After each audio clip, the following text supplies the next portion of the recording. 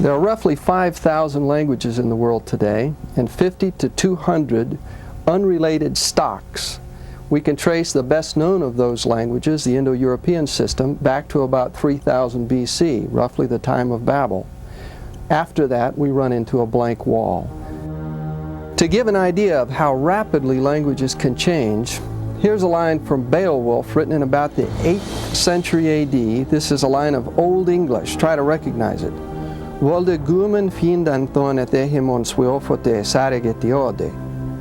That translates into modern English as he wanted to find the man who had harmed him while he slept.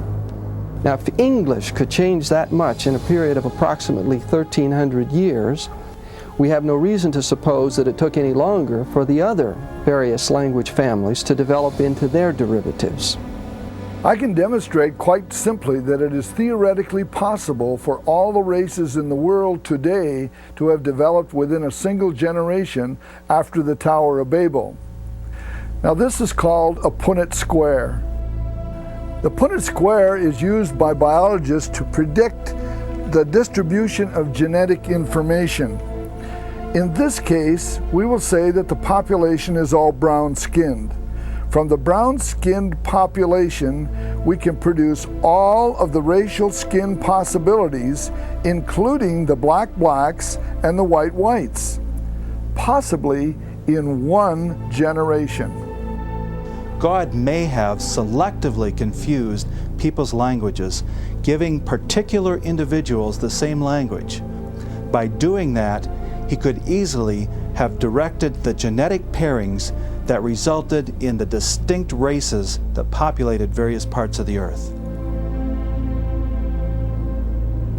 Could all of the races and language variations have come from one common source? Theoretically, it does seem possible.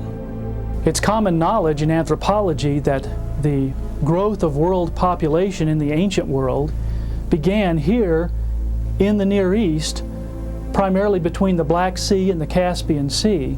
The interesting thing about this is that we have a document in the book of Genesis that describes this ancient process as having begun right here in and around the Tower of Babel. And of course, this is exactly what modern anthropology knows by way of the evidence. God confounded their languages and they were spread around the world. And you can go all over the world and see the evidence that the ancients of the past reconstructed what they were doing at Babel, by building pyramids and ziggurat temples literally all over the world associated with communing with the spirit world.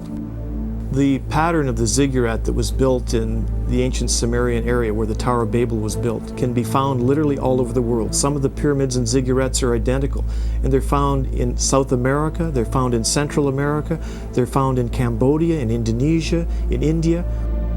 Worldwide, there's evidence of ziggurats and towers associated with religious sites communicating with the spiritual dimension. The end of the Tower of Babel story has not yet been reached. Even as we speak, one more chapter is unfolding.